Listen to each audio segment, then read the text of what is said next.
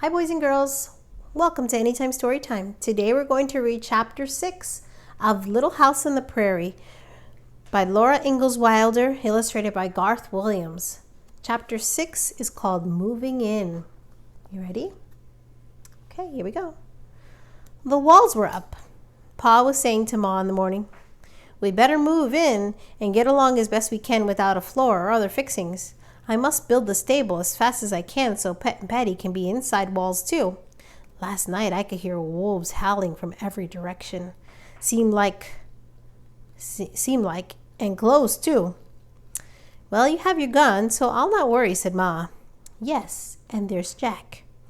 But I'll feel easier in my mind when you and the girls have good solid walls around you." "Why do you suppose we haven't seen any Indians?" Ma asked. "Oh, I don't know," Pa replied carelessly. "I've seen their camp places among the bluffs. They're away on a hunting trip now, I guess." Then Ma called, "Girls, the sun's up!" And Laura and Mary scrambled out of bed into their clothes. "Eat your breakfast quickly," Ma said, putting the last of the rabbit stew in their tin plates. "We're moving into the house today, and all the chips must be out." So they ate quickly and hurried to carry all the chips out of the house. They ran back and forth as fast as they could, gathering their skirts full of chips and dumping them in a pile near the fire. But there was still chips on the ground inside the house when Ma began to sweep it with her willow-boughed broom. Ma limped, though her sprained ankle was beginning to get well. She soon swept the earthen floor, and then Mary and Laura began to help her carry things into the house. Pa was on the top of the walls, stretching the canvas wagon top over the skeleton roof of saplings. The canvas billowed in the wind. Pa's beard blew wildly, and his hair stood up from his head as if it were trying to pull itself out. He held onto the canvas and fought it. Once it jerked so hard that Laura thought he must let go or sail into the air like a bird. But he held tight to the wall with his legs and tight to the canvas with his hands, and he tied it down. "There," he said. "Stay where you are and be Charles," Ma said. She stood with her arms full of quilts and looked at him reprovingly. "And be good," Pa said to the canvas. "Why, Caroline, what did you think I was going to say?" "Oh, Charles," Ma said, "you scallywag." Pa came right down the corner of the house. The ends of the logs stuck out, and he used them for a ladder. He ran his hand through his hair so it stood up even more wildly, and Ma burst out laughing. Then he hugged her, quilts and all. And then he looked at the house, and Pa said, "How's that for a snug house?" I'll be thankful to get into it," said Ma. There was no door, and there was no windows. There was no floor except the ground, and no roof except the canvas. But that house had good stout walls, and it would stay where it was. It was not like the wagon that every morning went on to some other place. "We're going to do well here, Caroline," Pa said. "This is a great country. This is a country I'll be contented to stay in the rest of my life." "Even when it's settled up?" Ma asked. "Even when it's settled up, no matter how thick and close the neighbors get, this country will never feel crowded. Look at that sky." Laura knew what he meant. She liked this place too. She liked the enormous sky and the winds and the land you couldn't see the end of it. Everything was so free and big and splendid. By dinner time, the house was in order. The beds were neatly made on the floor. The wagon seat and 2 ends of logs were brought in for chairs. Pa's gun lay on its pegs above the doorway. Boxes and bundles were neat against the walls, and it was a pleasant house. A soft light came through the canvas roof. Wind and sunlight came through the window holes, and every crack in the floor glowed a little because the sun was overhead. Only the campfire stayed where it had been. Pa said he would build a fireplace in the house as soon as he could.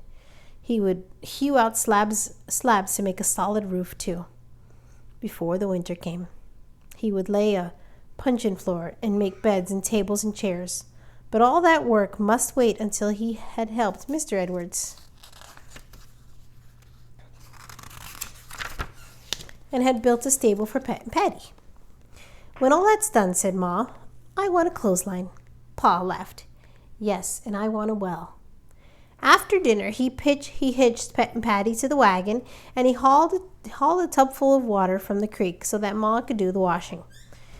You could wash clothes in the creek, he told her. Indian women's do.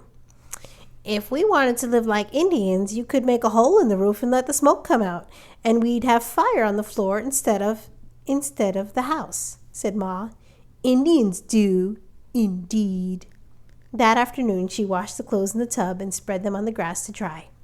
After supper, they sat for a while by the campfire. That night, they would sleep in the house. They would never sleep beside a campfire again. Pa and Ma talked about the folks in Wisconsin, and Ma wished she could send them a letter. But Independence was 40 miles away, and no letter could go until Pa made the long trip to the post office there. Back in the big woods, so far away, Grandpa and Grandma and the aunts and uncles and cousins did not know where Pa and Ma and Laura and Mary and baby Carrie were. And sitting there by the campfire, no one knew what might have happened in the big woods. There was no way to find out. Well, it's bedtime, Ma said. Baby Carrie was already asleep. Ma carried her into the house and undressed her, while Mary unbuttoned Laura's dress and petticoat waist down the back, and Pa hung a quilt over the door hole. The quilt would be better than no door. Then Pa went out to bring Pet and Patty close to the house. He called back softly, "Come out here, Caroline, and look at the moon." Mary and Laura lay in their bed on the ground inside the new house and watched the sky through the window hole to the east. The edge of the big, bright moon glittered at the bottom of the window space, and Laura sat up. She looked at the great moon sailing silently higher in the clear sky. Its light made silverly lines in all the cracks on the side of the house. The light poured through the window hole and made a square of soft radiance on the floor. It was so bright that Laura saw Ma plainly when she lifted the quilt at the door and came in. Then Laura very quickly lay down before Ma saw her naughtily sitting up in bed. She heard Pet and Patty whining softly to Pa. Then the faint thuds of their feet came into her ear from the floor. Pet and Patty and Pa were coming toward the house, and Laura heard Pa singing, "Sail on, silver moon, shed your radiance over the sky." His voice was like a part of the night and the moonlight and the stillness of the prairie. He came to the doorway singing, "By the pale silver light of the moon." Softly, Ma said, "Hush, Charles, you'll wake the children." So Pa came in without a sound. Jack followed at his heels and laid down across the doorway. Now they were all inside the stout walls of their new home, and they were snug and safe.